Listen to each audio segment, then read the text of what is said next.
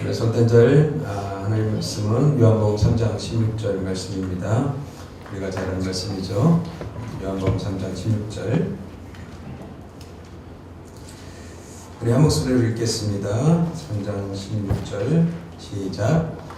하나님이 세상을 이처럼 사랑하사 독생자를 주셨으니 이는 그를 믿는 자마다 멸망하지 않고 영생을 얻게 하려 하심이라. 아멘. 하나님이 세상을 이처럼 사랑하사 독생자를 주셨으니 이는 그를 믿는 자마다 멸망하지 않고 영생을 얻게 하려 하심이라. 아멘. 하나님이 이 땅 가운데 예수님을 왜 보내주셨습니까? 우리에게 영생을 주시기 위해서, 영생을 주시기 위해서 예수님을 보내주셨다는 것입니다. 우리가 누군가에게 선물을 할 때 이 선물을 고르는 게 참 쉽지가 않죠. 우리가 1년에 2번 성경 쓰기 하게 되는데 집사람이 항상 이렇게 성경 쓰기 선물을 우리 대상자들한테 무엇을 줄 것인가 막 뒤지고 찾고 하더라고요. 근데 그런 선물을 막 찾아봐도 이게 가격과 또 구색과 모든 걸 다 맞춰야 되니까 이게 참 쉽지가 않더라고요. 하지만 선물 받는 사람들이 그 선물 때문에 기뻐하고 즐거워야 되지 않겠습니까? 그래서 선물을 우리가 고를 때는 나 중심이 아니라 그 받는 사람의 입장에서 우리가 생각을 하게 되는 것이죠. 그래서 그 받는 사람이 이 선물을 받고 기뻐하고 즐거워하고 행복할 것을 생각하면서 우리가 선물을 준비하게 되어 있습니다. 그렇습니다. 하나님께서는 이 성탄절 하나님께서 우리에게 가장 큰 선물을 우리에게 주셨습니다. 우리 인간에게 가장 필요한 이 선물을 우리에게 주셨다는 것입니다. 하나님을 위해서가 아니라 우리를 위해서 주신 거예요. 그래서 성탄절의 주인공은 세상이 아니라 하나님이시죠. 근데 사단은 끊임없이 성탄의 주인공을 이렇게 바꿔버려요. 사단의 본질은 거짓말쟁이이기 때문에 모든 본질을 흘려버립니다. 그리고 모든 것을 왜곡시켜버려요. 그리고 가짜를 자꾸 만들어요. 그래서 사람들이 하나님께 예수님께 집중하지 못하게 만든다는 것이죠.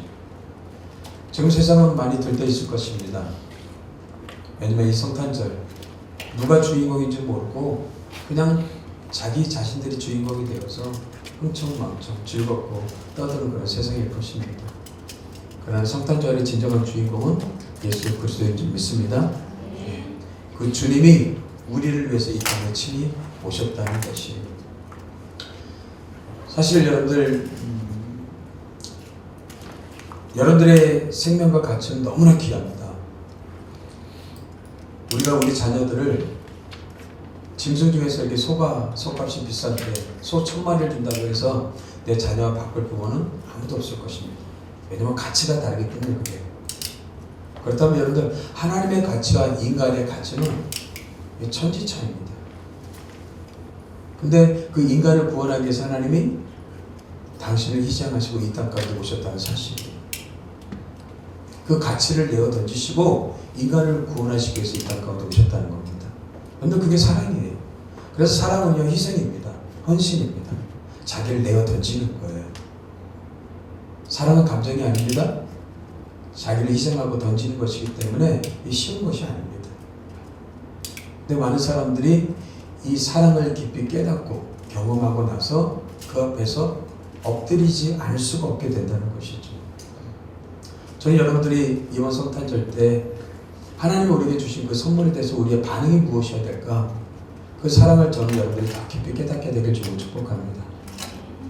우리가 그 사랑을 깊이 깨달아야지만 우리는 그 사랑 앞에 반응할 수 있기 때문에 그래요. 우리 자녀들도 어렸을 때는 부모의 사랑을 잘 알지 못합니다. 그런데 커가면서 여러 가지 경험해 가면서 이 부모의 사랑을 깨달아가기 시작해요.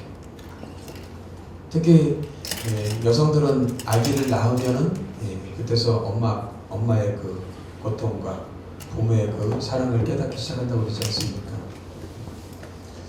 어쩌면 인생은 하나님의 사랑을 깨달아가는 과정이라고 볼 수가 있습니다.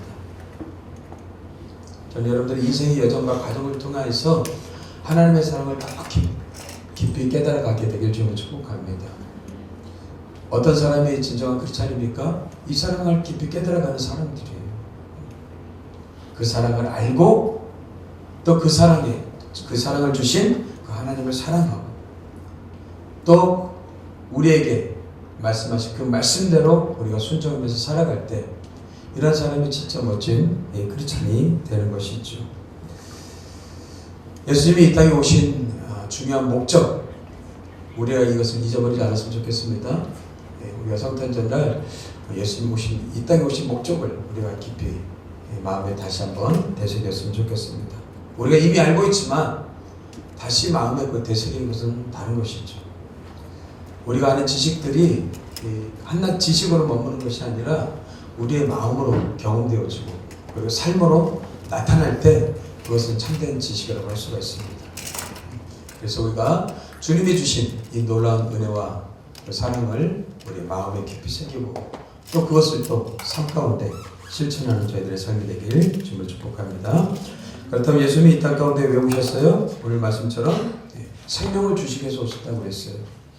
요한복음 10장 10절에서도 말씀하고 있습니다. 같이 읽어볼까요? 시작. 내가 온 것은 양으로 생명을 얻게 하고 더 풍성히 얻게 하려는 것이라. 내가 온 것은, 내가 온 이유는, 내가 온 목적은 뭐예요? 양으로 생명을 얻게 하고. 여러분들 여기서 생명이란 무엇입니까? 여기서 생명은 인간의 제한적 생명이 아니에요. 우리의 생명은 유통기한이 있습니다. 그리고 우리 안에 있는 생명력은 20세를 넘어가게 되면 그때부터 이제 사그라들기 시작해요. 이건 유통기한이 있고 제한된 생명이에요. 그래서 점점점 시들시들해지게 되어 있어요. 제 머리에 이렇게 하얀 꽃이 이렇게 맺힐 몰랐습니다. 그래도 늘 검은 머리가 쌩쌩했거든요. 근데 올해 부쩍이 그냥 하얀 머리가 굉장히 많이 올라와 있어요. 얼굴도 점점 어떻게 해요? 나이 들어가고 있잖아요. 시들해져 가고 있다는 거예요. 왜요? 인간의 생명이기 때문에. 근데 하나님은 우리 인간의 생명이 아니라 하나님의 생명을 이 땅 가운데 주시기 위해서 오셨다는 사실입니다. 아멘? 인간의 생명을 푸시케라고 한다면 하나님의 생명을 조회라고 합니다. 이 조회라는 생명을 우리 가운데 주시기 위해서 오시는 거예요. 이 조의 생명은 영원한 생명이에요. 하나님의 생명이에요. 하나님의 생명을 우리 가운데 주시기 위해서 이 땅 가운데 오셨다는 것이죠. 이 하나님의 생명이 있어야지만 우리는 하나님의 집에서 영원히 살 수 있기 때문에 그렇습니다. 이 생명 없이는 우리는 하나님과 함께 영원히 살 수 없게 되는 것입니다. 요한일서 5장에 이런 말씀이 있어요. 같이 읽어볼까요? 시작. 또 증거는 이것이니 하나님이 우리에게 영생을 주신 것과 이 생명이 그의 아들 안에 있는 그것이니라. 아들이 있는 자에게는 생명이 있고 하나님의 아들이 없는 자에게는 생명이 없느니라. 내가 하나님의 아들의 이름을 믿는 너에게 이것을 쓰는 것은 너로 하여금 너에게 영생이 있음을 알게 하려 함이라. 할렐루야. 사도 요한은 이 요한일서를 쓰는 목적에 대해서 얘기하고 있어요. 그게 무엇입니까? 너희로 하여금 너에게 영생이 있음을 알게 하려 함이라. 이 영생이 하나님의 생명이에요. 근데 이 생명이 누구한테 있어요? 아들 안에 있어요. 하나님의 아들이신 예수 그리스도 안에 있단 말이에요.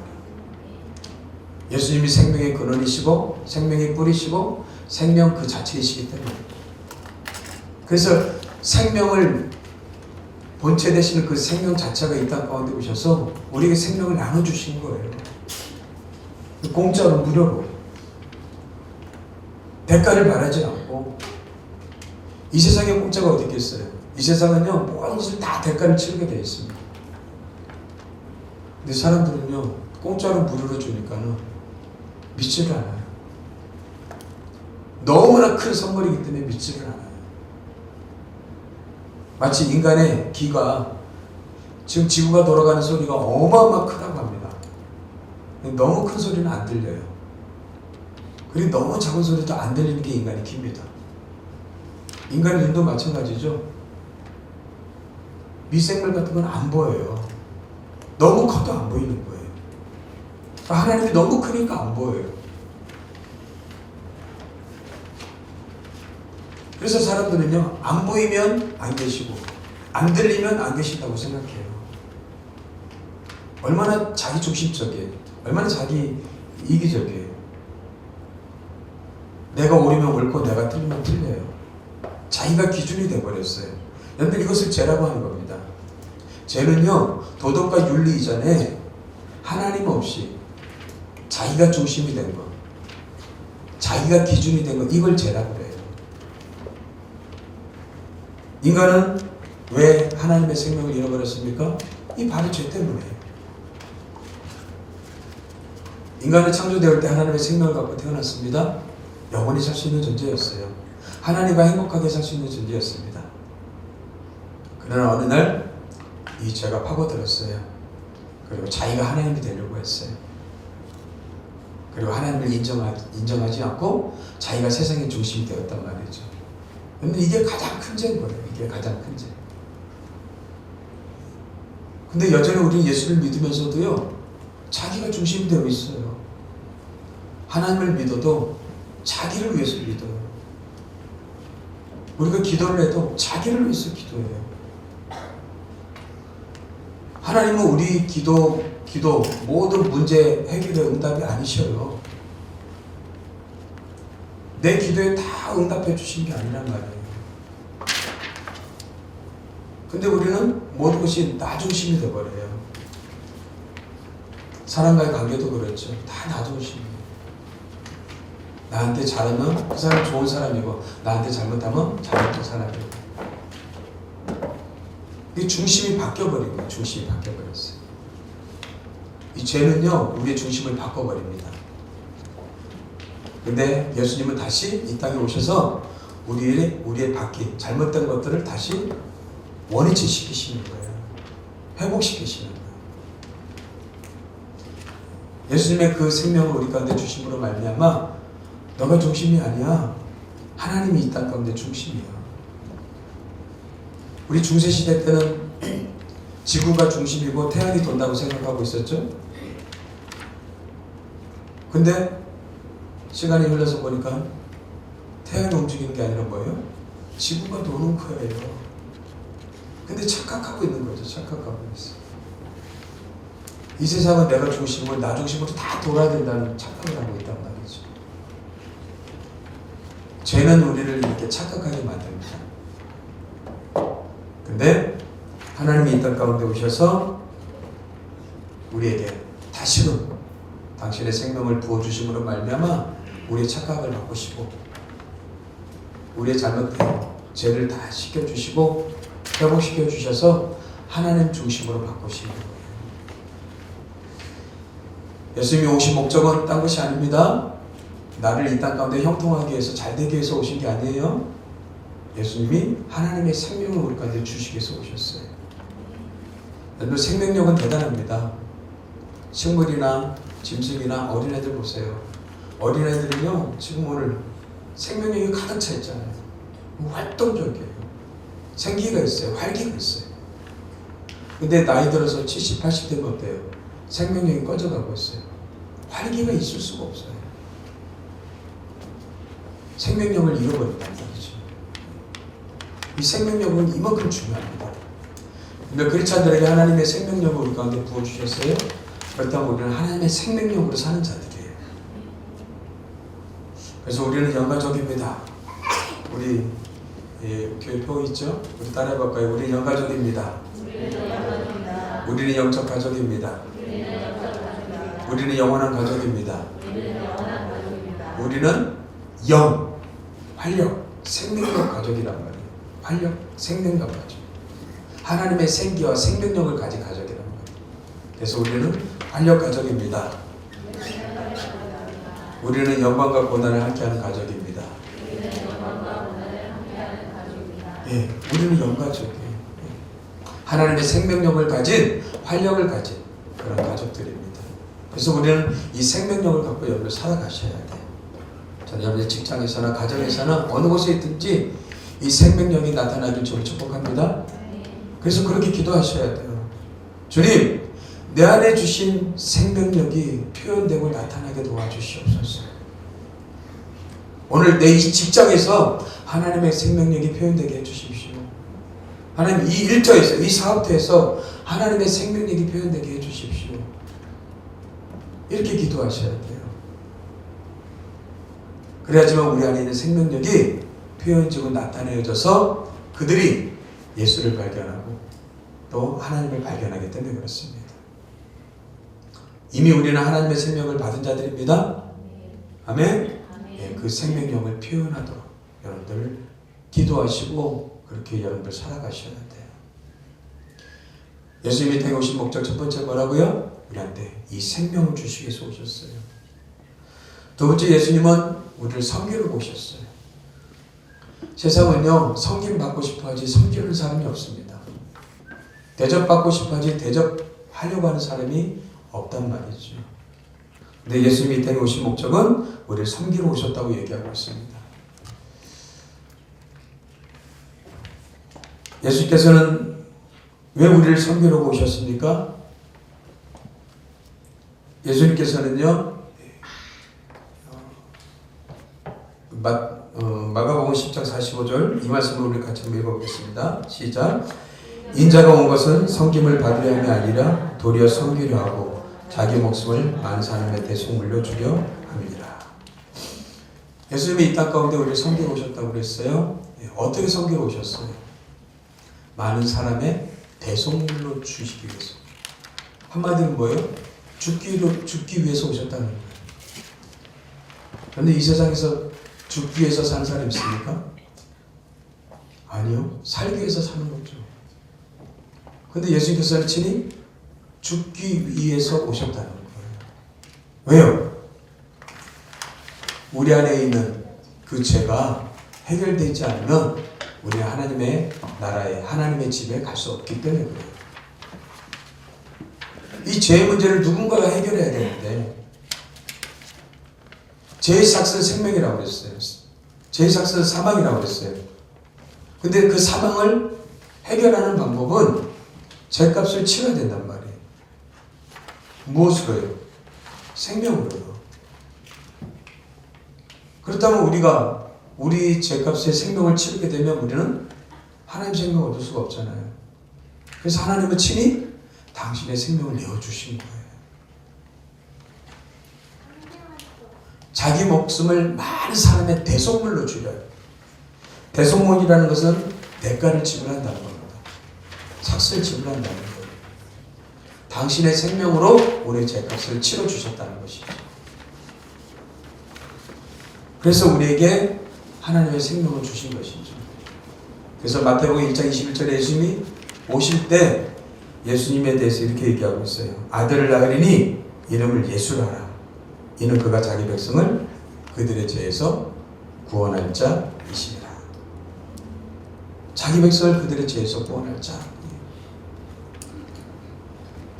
그냥 너 죄 없어졌어? 이렇게 얘기하면 좋은데 죄라는 것은요 그렇게 사라지지 않는단 말이죠.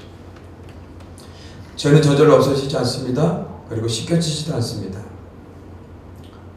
그런데 아무리 큰 죄라 할지라도 예수님의 십자가의 보혈로 덮어지면 그 죄는 깨끗하게 되는 줄 믿습니다.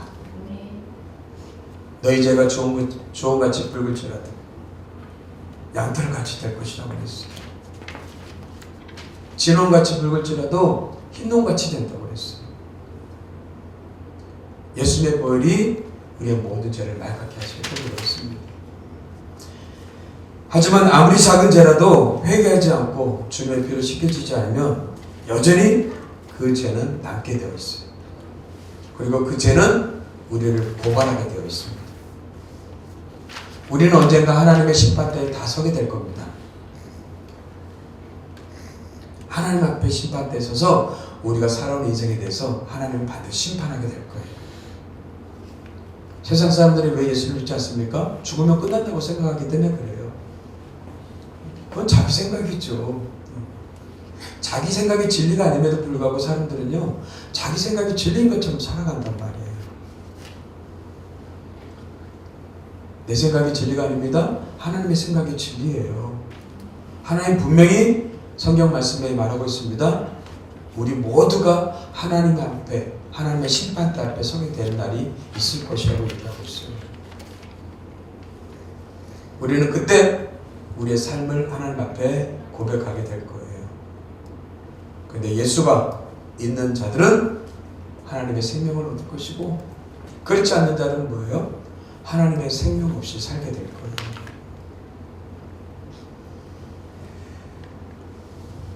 여러분들 죄를 짓지 않으려고 애쓰지 마십시오. 여러분들은 이미 죄인이기 때문에 죄를 안 지을 수가 없어요. 죄를 이기는 방법은요, 딱 한 가지밖에 없습니다. 죄를 이기시고 승리하신 예수님이 우리 안에 오셔야 돼요. 우리 안에 예수님이 오셔야지만 우리는 죄라고 생각되는 것을 다 이겨낼 수가 있어요. 근데 많은 사람들이 착각해요. 내 힘으로 나는 죄를 이길 수 있다. 하나님 힘 주십시오. 그럼 제가 이렇게 하겠습니다. 이렇게 기도하는 사람들이 있어요. 아니요. 아직도 자기를 몰라서 그래요. 기독교 신앙이란 무엇입니까? 내가 죽고 내 안에 예수가 사는 게 신앙이에요. 내가 십자가에 죽고 예수와 함께 부활하는 게 기독교 신앙이란 말이죠. 그 신앙 속에서 신앙이란 주님과 함께 동행하는 삶을 살아가는 것이지 내 힘으로 사는 게 아니란 말이죠. 근데 우리가 그렇게 착각하게 살면 하나님 반드시 어떤 사건이나 사람을 통해서 우리를 깨닫게 하셔요. 신앙이란 네 힘으로 사는 게 아니야. 네 안에 내가 있어. 너 안에 있는 나를 발견했으면 좋겠어. 그리고 그 힘과 능력으로, 생명력으로 네가 살았으면 좋겠어. 주님 우리한테 이렇게 말씀하신단 말이죠. 예수님은 의인을 부르러 이 땅 가운데 오시지 않았습니다. 죄인을 부르러 왔습니다. 죄인이라고 생각되어지는 모든 사람들이 주님 앞에 나아가면 주님께서는 당신이 이루신 모든 일들을 우리 가운데 거둬주시는 것이죠. 그래서 우리를 생명력 있게 하나님의 백성으로 살아가게 하는 것입니다. 더 나아가서 예수님은요, 잃어버린 자를 찾으러 오셨습니다. 누가복음 19장 10절에 이렇게 얘기하고 있습니다. 같이 읽어보겠습니다. 시작. 인자에 온 것은 잃어버린 자를 찾아 구원하려 함이니라. 예수님의 관심이 잃어버린 자입니다. 잃어버렸다는 것은 뭐예요? 하나님의 품에서 떠났다는 것이죠. 그 잃어버린 자, 그 한 사람을 찾으러 이 땅 가운데 오셨다는 거예요. 우리한테 생명을 주시고 우리를 섬기러 오시고 그리고 잃어버린 자를 찾기 위해서 이 땅 가운데 오셨다는 거예요.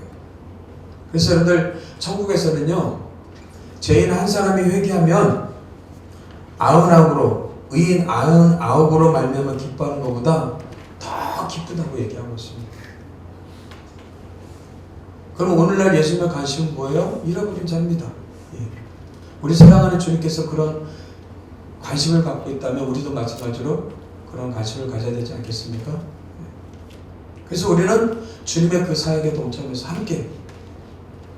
같이 함께 동역하면서 기도하면서 잃어버린 자를 위해서 기도하고 그들을 또 전도하고 그들에게 또 찾아가고 그들에게 사랑을 나눠주는 것이죠. 누가복음 15장에서 똑같이 말씀하고 있습니다. 내가 너에게 이르노니 이와 같이 죄인 한 사람이 회개하면 하나님의 사자들 앞에 기쁨이 되느니라. 죄인 한 사람이 회개하면 주님께 돌아오면 큰 잔치가 벌어지고 기쁨이 된다는 것이죠. 하나님의 관심이 우리의 관심이 되길 좀 축복합니다. 네. 우리는 그런 사역을 하라고 우리를 불러주신 거예요. 내가 형통하게 해서 하나님을 이용하지 마십시오. 하나님의 일에 동참해 보십시오. 그러면 하나님께서 우리의 삶을 아름답게 이끌어가실 줄 믿습니다. 세상에서 방황하고 무관심 속에 사는 사람들에게 따뜻한 관심을 나눠주고 주님의 사랑을 흘려보내는 것, 이게 성탄입니다. 왜냐하면 그 사람들은요, 누군가가 가서 사랑해주고 만져주지 않으면 얼어있기 때문에 그래요. 여러분들 어렸을 때 얼음땡 놀이 한번 해보신 적 있으세요? 얼음땡 놀이 아세요? 예. 술래를 정해놓고 누군가가 여기 다가오면 얼음 하고 붙죠? 그죠? 얼음 딱 붙어 있어요. 그러면 얼음 상태에서 그걸 풀려면 어떻게 해야 돼요? 누군가가 나를 땡하고 풀어줘야 돼요. 이 세상 사람들은요, 지금 다 얼어 있는 거예요. 얼어 있어요. 예. 그래서 누군가가 가서 땡하고 그들을 풀어줘야 된단 말이죠. 근데 누가복음 15장에 보면요, 누가복음 15장에 보면 잃어버린 양과 잃어버린 드라크마 이야기가 나오고 있어요. 잃어버린 양, 잃어버린 드라크마. 양과 드라크마는요, 자기 힘으로 돌아올 수 없어요. 누군가가 찾아줘야 된단 말이죠. 마치 얼어있는 얼음 상태이기 때문에 누군가가 가서 땡하고 해줘야 된단 말이에요. 그 땡해주는 사람이 바로 우리 크리스찬이에요. 하나님은 세상에 얼어있는 그 사람들에게 다가가서 땡하고 사랑으로 땡하고 쳐주길 바라시는 거예요. 그러면 주님께서 성령을 통해서 그 사람 마음을 감동시켜 주시고 새롭게 하시고 하나님의 생명력을 그 사람 가운데 불기 시작한단 말이죠. 근데 그 사람이 하나님께로 주님께로 이렇게 돌아오게 되면 얼마나 큰 기쁨이 우리 가운데 생기겠어요. 하나님이 이렇게 기뻐하셨는데 하나님이 얼마나 우리에게 큰 기쁨을 주시겠는 말이죠. 예수님이 이 땅에 오신 목적은 선물을 위해서 오지 않았습니다. 세상에 선물을 위해서 오지 않았어요. 예수님이 이 땅에 오신 목적은 뭐라고요? 이 땅에 생명을 주시기 오셨어요. 또한 예수님은요, 우리한테 섬기러 오셨어요. 예수님은 이 땅에 오신 목적 뭐라고요? 잃어버린 자를 찾기 위해서 오셨다는 말이에요. 근데 이 예수님이 어느 사람, 누구에게 다가가십니까? 누구에게 찾아오십니까? 하나님의 가장 큰 선물을 받을 수 있는 사람이 누구입니까? 오늘 누가복음 2장에 이런 말씀이 있어요. 오늘 다윗의 동네에 너희를 위하여 구주가 나셨으니 곧 그리스도 주시니라. 너희가 가서 강보의 사이에 구유에 누워있는 아기를 보리니 이것이 너에게 표적이니라. 예수님께서 이 땅 가운데 오셨는데 화려한 궁궐이나 대저택에 태어나지 않았습니다. 소박한 변두리에 태어나셨습니다. 화려한 예루살렘이 아니라 소박한 베들레헴이라는 작은 촌동네에 태어나셨단 말이에요. 그 촌동네에 아주 좋은 집이 아니라 또 여관에 들어갈 자리도 없어서 어떻게 해요? 마구간에 오셨어요. 마구간에. 그래서 예수님이 태어나셔서 말 구유에 놓이셨어요. 여러분들 예수님이 말구에 오셨다는 사실 이거 하나만으로도 우리는 큰 감동을 받습니다. 만약에 궁궐에 태어나셨다면 우리가 상관없을 거예요. 예수님이 화려한 부잣집 아들로 태어났다면 우리가 상관없을 거예요. 근데 이 중에 마구간에 태어난 사람은 아무도 없는 것 같아요. 예수님은 냄새나고 추한 더러운 마구간에 태어나셨습니다.